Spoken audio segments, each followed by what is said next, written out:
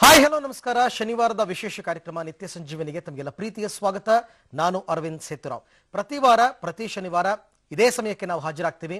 ಲೈಂಗಿಕ ಸಮಸ್ಯೆಗಳ ಕುರಿತಂತೆ ಅನೇಕ ಅನುಮಾನಗಳು, ಅನೇಕ ಸಮಸ್ಯೆಗಳು, ಸಾಕಷ್ಟು ರೀತಿಯ ಬೇರೆ ಬೇರೆ ತೊಂದರೆಗಳಿಂದ ಬಳಲ್ತಾ ಇರತಕ್ಕಂಥವ್ರು, ನಿಮ್ಮೆಲ್ಲರ ಸಮಸ್ಯೆಗಳಿಗೆ, ತೊಂದರೆಗಳಿಗೆ ಪರಿಹಾರವನ್ನ ಕೊಡುವಂತಹ ವಿಶೇಷ ಕಾರ್ಯಕ್ರಮ ನಿತ್ಯ ಸಂಜೀವಿನಿ ಕಾರ್ಯಕ್ರಮವನ್ನು ಆರಂಭ ಮಾಡ್ತಾ ಇದ್ದೀವಿ. ಎಂದಿನಂತೆ ನಮ್ಮ ಕಾರ್ಯಕ್ರಮದಲ್ಲಿ ಅಂತಾರಾಷ್ಟ್ರೀಯ ಖ್ಯಾತಿಯ ಗರ್ಭಧಾರಣ ತಜ್ಞರಾದಂತಹ ಡಾಕ್ಟರ್ ಸಿ ಶರತ್ ಕುಮಾರ್ ಅವರಿದ್ದಾರೆ. ಡಾಕ್ಟರ್ ನಮಸ್ಕಾರ, ಕಾರ್ಯಕ್ರಮಕ್ಕೆ ಸ್ವಾಗತ. ನಮಸ್ಕಾರ ಅರವಿಂದ್. ನಿತ್ಯ ಸಂಜೀವಿನಿ ಕಾರ್ಯಕ್ರಮದ ಎಲ್ಲ ವೀಕ್ಷಕರಿಗೂ ನಮಸ್ಕಾರಗಳು. ಡಾಕ್ಟರ್, ಇವತ್ತಿನ ಎಪಿಸೋಡ್ ಇದು ನಮ್ದು ಕಳೆದ ವಾರದ ಎಪಿಸೋಡ್ ನ ಮುಂದುವರಿದ ಭಾಗ. ಒಬ್ರು ಪತ್ರವನ್ನ ಬರೆದಿದ್ರು, ಒಬ್ಬ ಯುವಕ, ಇನ್ನೊಂದು 3 ತಿಂಗಳಲ್ಲಿ ನನಗೆ ಮದುವೆ ಆಗ್ತಾ ಇದೆ, ಬಟ್ ನನ್ನ ಫ್ರೆಂಡ್ ಸರ್ಕಲ್ ನಲ್ಲಿ ತುಂಬಾ ಮಾತಾಡ್ತಿರ್ತಾರೆ, ಈ ಫಸ್ಟ್ ನೈಟ್ ಫೇಲ್ಯೂರ್ ಅಂತ ಕೇಳ್ತಾ ಇರ್ತೀನಿ, ಪ್ರಥಮ ರಾತ್ರಿಯ ಸೋಲು ಅಂತ. ಇದೇನು, ಯಾಕೆ ಹಿಂಗಾಗುತ್ತೆ, ಇದಕ್ಕೇನ್ ಪರಿಹಾರ ಅಂತೆಲ್ಲ ಡೀಟೇಲ್ಡ್ ರಿಪೋರ್ಟ್ ಬರ್ದಿದ್ರು, ಒಂದ್ ಪೇಜ್ ಪತ್ರ ಬರ್ದಿದ್ರು. ಹಾಗಾಗಿ ಅದ್ರದ್ದು ಸ್ವಲ್ಪ ಮಾತ್ರ ನಾವು ಮಾತನಾಡಿದ್ವಿ. ಆಮೇಲೆ ಕಾಲರ್ಸ್ ಜಾಸ್ತಿ ಇದ್ರು, ಹಾಗಾಗಿ ಮಾತಾಡಕ್ಕಾಗಲ್ಲ. ಸೊ ಅದನ್ನ ನಾವು ಮುಂದುವರಿಸಬಹುದು ಇವತ್ತು. ಹೌದೌದು, ಅದನ್ನು ಮುಂದುವರ್ಸೋದಕ್ಕಿಂತ ಮುಂಚೆ ನಾವು ಲಾಸ್ಟ್ ಟೈಮ್ ಏನ್ ಮಾತಾಡಿದ್ವಿ ಅದನ್ನ ಒಂದು ಮಾತನಾಡಿ, ಯಾಕೆಂದ್ರೆ ನಮ್ಮ ವ್ಯೂವರ್ಸ್ ಇವತ್ತು ವ್ಯೂ ಮಾಡಿರೋ ಸಾಧ್ಯತೆನೂ ಇದೆ. ಕಳೆದ ಸಂಚಿಕೆನ ನೋಡಿಲ್ದೇ ಇರೋರು ಇದ್ದಾರೆ.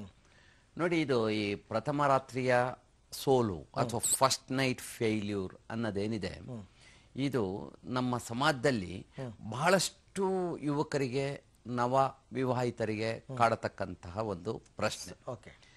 ಅದರಲ್ಲಿ ಈ ಸೋಲಾಗೋದಕ್ಕೆ ನಾನಾ ಕಾರಣಗಳಿದೆ.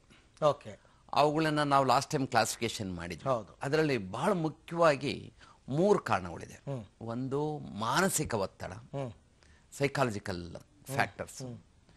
ಎರಡನೇದು ಶರೀರದಲ್ಲಿರ್ತಕ್ಕಂತಹ ದೋಷಗಳು ಅಥವಾ ನ್ಯೂನತೆಗಳು, ಅದರಲ್ಲಿ ಪುರುಷನದಾಗ್ಬೋದು ಅಥವಾ ಮಹಿಳೆದಾಗ್ಬೋದು.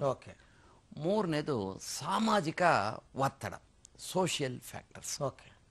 ಈ 3 ಕಾರಣಗಳು ಒಂದೇ ಒಂದು ದಂಪತಿಗಳಲ್ಲಿ ಇರ್ಬೋದು, ಅಥವಾ ಫಸ್ಟ್ ನೈಟ್ ಯಾರು ಎಂಟರ್ ಆಗ್ತಿದ್ದಾರೆ, ನವ ವಿವಾಹಿತರು ಆ ಕಪ್ಪಲ್ ಅಲ್ಲಿ ಇರ್ಬೋದು, ಅಥವಾ ಯಾವ್ದಾದ್ರು ಒಂದಿರ್ಬೋದು, ಅಥವಾ 2 ಇರ್ಬೋದು, ಅಥವಾ 3 ಒಟ್ಟಿಗೆ ಇರ್ಬೋದು. ಇವುಗಳ ಬಗ್ಗೆ ಕಳೆದ ಬಾರಿ ಮಾತಾಡ್ತಾ ಇದ್ದೀವಿ. ಈ ಮಾನಸಿಕ ಒತ್ತಡ ಏನಾಗಿರ್ತದೆ, ಇದು ಸಹ ಇಬ್ಬರಲ್ಲೂ ಇರೋ ಸಾಧ್ಯತೆ ಇದೆ. ಹುಡುಗಿನಲ್ಲೂ ಇರ್ಬೋದು, ಹುಡುಗನಲ್ಲೂ ಇರ್ಬೋದು, ಅಥವಾ ಇಬ್ಬರಲ್ಲೂ ಇರ್ಬೋದು. ಈ ಮಾನಸಿಕ ಒತ್ತಡ ಏನಕ್ಕೆ ಉಂಟಾಗುತ್ತೆ ಅಂದರೆ, ಇದು ಈ ಫಸ್ಟ್ ನೈಟ್ ಅಥವಾ ಈ ಪ್ರಥಮ ರಾತ್ರಿನ ಈ ಸಿನಿಮಾಗಳಲ್ಲಿ, ವಿಡಿಯೋಗಳಲ್ಲಿ, ಬ್ಲೂ ಫಿಲ್ಮ್ಗಳಲ್ಲಿ, ಜೊತೆಗೆ ಎಲ್ಲ ಲೇಖನಗಳಲ್ಲಿ, ಪತ್ರಿಕೆಗಳಲ್ಲಿ, ಧಾರಾವಾಹಿಗಳಲ್ಲಿ ಮತ್ತು ಈ ಬೇಕಾದಷ್ಟು ಪುಸ್ತಕಗಳು ಏನು ನಮ್ಮ ಇದರಲ್ಲಿ ಸಿಗ್ತದೆ, ಆ ಪುಸ್ತಕಗಳಲ್ಲಿ ಬಹಳ ವರ್ಣರಂಜಿತವಾಗಿ ವಿವರಿಸಿರ್ತಾರೆ ಅದನ್ನ. ನಿಜ ನಿಜ ನಿಜ. ಈ ಜೊತೆಗೆ ಈ ಹಾಡುಗಳಲ್ಲೂ ಅಷ್ಟೇ.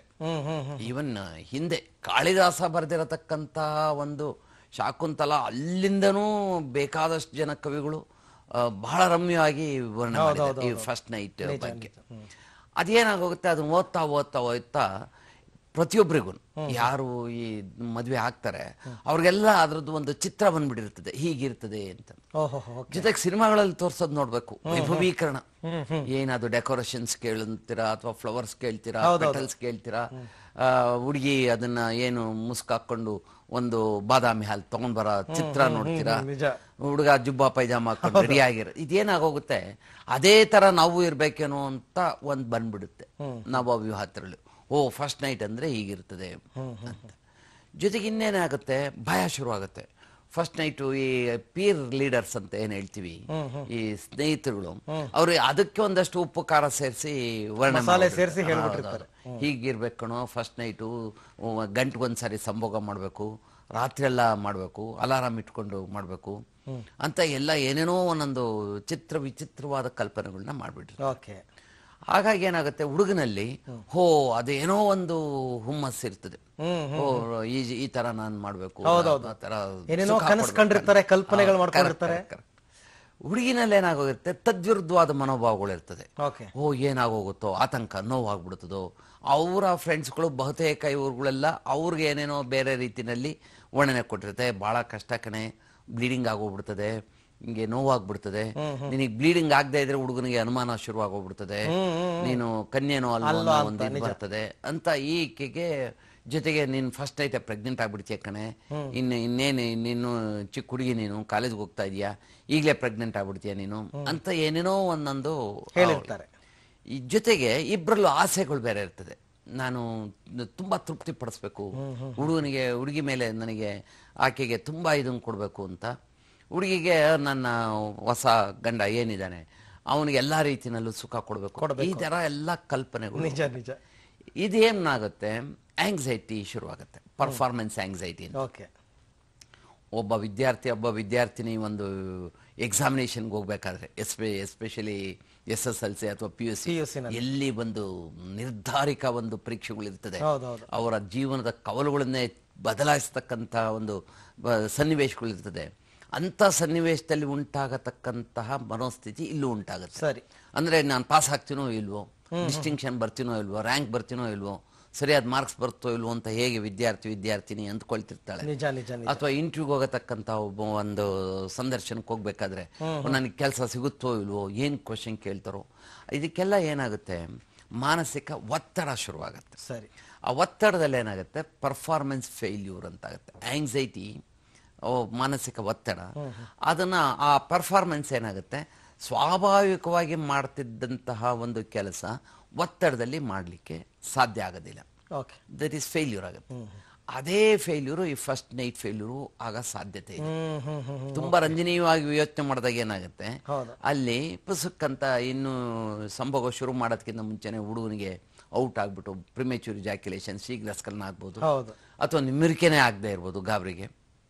ಹುಡುಗಿಗೆ ನೋವಾಗ್ಬಿಟ್ಟು ಒಂಚೂರು ನೋವು, ಅದು ಇನ್ನು ಕನ್ಯೆ ಆದ್ರಿಂದ ಬಹುತೇಕ ಮಹಿಳೆಯರು ಕನ್ಯೆಗಳು ಆಗಿರ್ತಾರಲ್ಲ, ಅದರಲ್ಲಿ ಏನಾಗಿರುತ್ತೆ, ಇನ್ನು ಕನ್ಯಾಪುರ ಹರಿದಿರೋದಿಲ್ಲ, ಸ್ವಲ್ಪ ತಾಕದ ತಕ್ಷಣ ನೋವು ಉಂಟಾಗುತ್ತೆ, ಚೀರ್ಬಿಟ್ಟು ಕಾಲುಗಳನ್ನೆಲ್ಲ ಬಿಗಿ ಹಿಡಿದು ಬಿಡ್ತಾರೆ. ಸೊ ಇಲ್ಲಿ ಈ ತರ ಫೇಲ್ಯೂರ್ ಆಗುತ್ತೆ, ಹುಡುಗನಿಗೆ ಆ ತರ ಫೇಲ್ಯೂರ್, ಇಬ್ರು ಫೇಲ್ಯೂರ್ ಆಗ್ಬಿಟ್ಟು ಆವಾಗ ಏನಾಗುತ್ತೆ, ಇದ್ದಿದ್ದು ಆತಂಕ ದ್ವಿಗುಣಗೊಳ್ಳುತ್ತೆ. ಹುಡುಗನಿಗೆ ಏನ್ ಅನ್ಸ್ಬಿಡುತ್ತೆ, ಓ ನಾನು ಇಂಪಾರ್ಟೆಂಟ್ ಏನೋ, ನನಗೆ ಈ ನಪಂಸಕನ ಏನೋ, ನಾನು ಇನ್ ಮುಂದಕ್ಕೆ ಮಾಡಕ್ಕೆ ಆಗೋದಿಲ್ವೇನೋ. ಈಗ SLC ಫೇಲ್ ಆದ ವಿದ್ಯಾರ್ಥಿ, ಓ ಲೈಫೇ ಎಂಡ್ ಆಗೋಯ್ತು, ಕೆರೆನೋ ಬಾವಿನೋ ನೋಡ್ಕೊಂಡ. PUC ನಲ್ಲಿ ಮಾರ್ಕ್ಸ್ ಸರಿಯಾಗಿ ಬರ್ದಿದ್ರೆ ಈ ಜೀವನವೇನೆ ಜಿಗುಪ್ಸೆ ಉಂಟಾಗ್ಬಿಡುತ್ತೆ. ಸೊ ಏನ್ ಆಂಗ್ಸೈಟಿ ಇರ್ತದೆ ಅದು ಡಿಪ್ರೆಷನ್ ಕೊಟ್ಟೋಗುತ್ತೆ. ಬೈಪೋಲಾರ್, ಯೂನಿಪೋಲಾರ್ ಇತ್ತು, ಬೈಪೋಲಾರ್ ಆಗುತ್ತೆ. ಅಂದ್ರೆ ಮೊದ್ಲು ಆಂಗ್ಸೈಟಿ ಇತ್ತು, ಈಗ ಡಿಪ್ರೆಷನ್, ಖಿನ್ನತೆ ಶುರುವಾಗುತ್ತೆ. ಮತ್ತೆ ಎರಡನೇ ಸಾರಿ ಅಟೆಂಪ್ಟ್ ಮಾಡ್ಲಿಕ್ಕೆ ಭಯ ಶುರುವಾಗುತ್ತೆ, ತಿರ್ಗಾ ಹಂಗೆ ಆಗೋಗುತ್ತೋ ಏನೋ ಅಂತ. ಒನ್ಸ್ ಬಿಟನ್ ಟ್ವೈಸ್ ಶೈ ಅಂತ ನಂಗೆ ಒಂದ್ ಸಾರಿ ಏನಾದ್ರು ಕಚ್ಚಿಸ್ಕೊಂಡ್ಬಿಟ್ರೆ ಮತ್ತೆ ಅದ್ರ ಹತ್ರಕ್ಕೆ ಹೋಗೋದಕ್ಕೆ ಹೆದರ್ತೀವಿ. ಈ ಹಾವು ಅಥವಾ ಚೇಳು ಅಥವಾ ಯಾವ್ದಾದ್ರು ಒಂದು ಪ್ರಾಣಿ ಕಚ್ಬಿಟ್ಟಿದ್ರೆ ಅದ್ರ ಹತ್ರಕ್ಕೆ ಸುಳಿಯೋದಕ್ಕೂ ಹೆದರಿಕೆ ಆಗ್ತದೆ, ಯಾಕೆಂದ್ರೆ ಅದು ಭಯ ಶುರುವಾಗುತ್ತೆ. ಅದೇ ರೀತಿ ಈ ಪರ್ಫಾರ್ಮೆನ್ಸ್ ಆಂಗ್ಸೈಟಿನಲ್ಲಿ ಏನಾಗುತ್ತೆ, ಒಂದು ಸಾರಿ ಸೋಲು ಉಂಟಾದ್ರೆ ಮತ್ತೆ ಅದೇ ಭೀತಿ ಕಾಡ್ತಾ ಇರ್ತದೆ. ನಿಜ. ಸೊ ಅದೇನ ಇದು ಕಂಟಿನ್ಯೂ ಆಗೋ ಸಾಧ್ಯತೆ ಇದೆ. ಕಂಟಿನ್ಯೂ ಆಗಿ ಏನಾಗೋಗುತ್ತೆ, ಹುಡುಗನಿಗೆ ಪರ್ಮನೆಂಟ್ ಇಂಪಾರ್ಟೆನ್ಸ್ ಆಗೋಗುತ್ತೆ, ಹುಡುಗಿಗೆ ಡಿಸ್ಪೆರುನಿ ಆಗ್ಬಿಟ್ಟು ನೋವು ಉಂಟಾಗ್ಬಿಟ್ಟು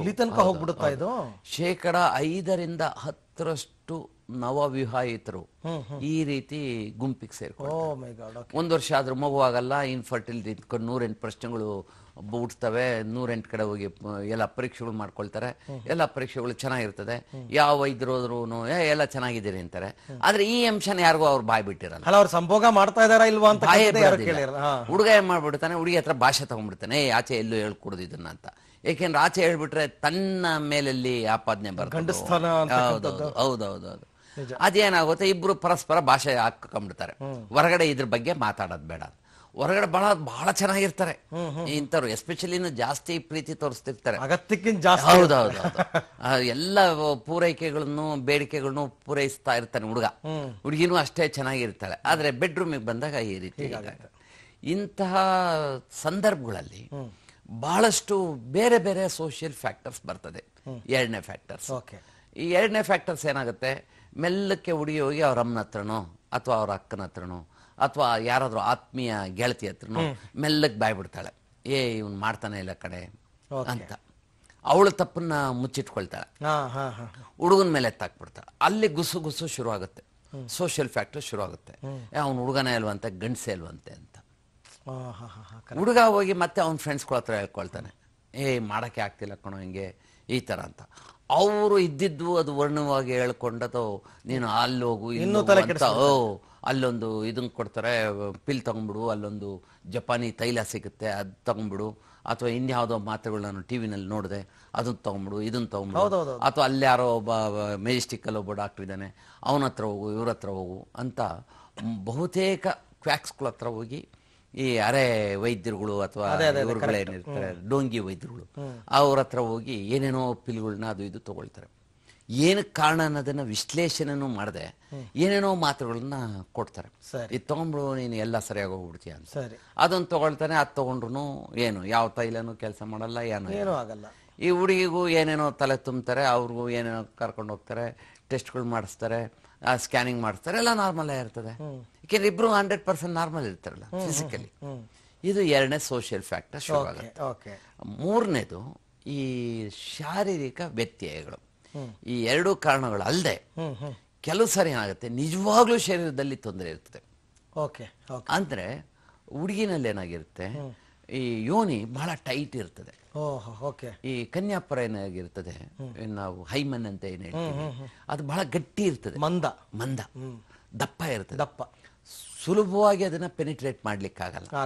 ಸಾಮಾನ್ಯ ಒಬ್ಬ ವ್ಯಕ್ತಿಗೆ ಏನು ಎರೆಕ್ಷನ್ ಇರ್ತದೆ, ನಿಮಿರಿಕೆ ಇರ್ತದೆ, ಆ ನಿಮಿರಿಕೆನಲ್ಲಿ ಅದನ್ನ ಛೇದಿಸೋದಕ್ಕೆ ಬೇಯಿಸೋದಕ್ಕೆ ಆಗದೆ ಇರುವಷ್ಟು ಗಟ್ಟಿ ಇರ್ತದೆ. ಅವಾಗ ಅವನು ಪುರುಷ ಏನ್ ಮಾಡ್ತಾನೆ, ಯೋನಿ ಒಳಗಡೆ ಶಿಸ್ತನ್ನ ತೂರ್ಸಕ್ ಹೋಗ್ತಾನೆ, ಆಗೋದಿಲ್ಲ. ಅವಾಗ ಏನಾಗೋಗುತ್ತೆ, ಅವನಿಗೆ ದುಗುಡ ಶುರು ಆಗುತ್ತೆ, ನನಗೆಲ್ಲೋ ಮಾಡೋಕ್ಕಾಗ್ತಿಲ್ಲ, ಅಂತ ಅಲ್ಲಿ ಫೇಲ್ಯೂರ್ ಶುರು ಆಗುತ್ತೆ. ಹುಡುಗಿಯ ಕಾರಣದಿಂದ ಹುಡುಗನ ಮೇಲೂ ಆಪಾದನೆ ಬರ್ತದೆ. ಹುಡುಗಿ ಏನ್ ಮಾಡ್ತಾಳೆ, ಅಲ್ಲಿ ಯಾವಾಗ ಕನ್ಯಾಪುರ ಹರಿಯೋದಿಲ್ಲ ನೋವು ಶುರುವಾಗುತ್ತೆ. ಅಲ್ಲಿ ಜಾಸ್ತಿ ಶಿಸ್ತನ ಇಟ್ಟು ನೂಕ್ದಾಗ ಆ ನೋವಾದಾಗ ಏನಾಗುತ್ತೆ, ಅವಳು ತೊಡೆಗಳನ್ನ ಭದ್ರವಾಗಿ ಎರಡು ಮುಚ್ಚಿಬಿಡ್ತಾಳೆ. ಇನ್ನು ಅದು ಸೀಲ್ ಆದಂಗೆ ಆಗೋಯ್ತು. ಇನ್ನು ಏನ್ ಮಾಡಿದ್ರು ಬೆಚ್ಚೋದಕ್ಕಾಗಲ್ಲ, ತೊಡೆಗಳನ್ನ ಅಗಲನೂ ಮಾಡೋದಕ್ಕಾಗೋದಿಲ್ಲ. ಅಲ್ಲೇನಾಗುತ್ತೆ, ಈ ಶಾರೀರಿಕ ವ್ಯತ್ಯಯಗಳು ಶುರುವಾಗುತ್ತೆ. ಹುಡುಗಿನಲ್ಲಿ ಟೈಟ್ ಹೈಮನ್ ಮತ್ತು ಟೈಟ್ ವೆಜೈನ, ಡಿಸ್ಪೆರುನಿಯಾ ಅಂತೀವಿ. ಡಿಸ್ಪೆರುನಿಯಾ ಅಂದ್ರೆ ಈ ನೋವಿನಿಂದ ಕೂಡಿದಂತಹ ಸಂಭೋಗ ಕ್ರಿಯೆ. ಓಕೆ ಡಾಕ್ಟ್ರೆ.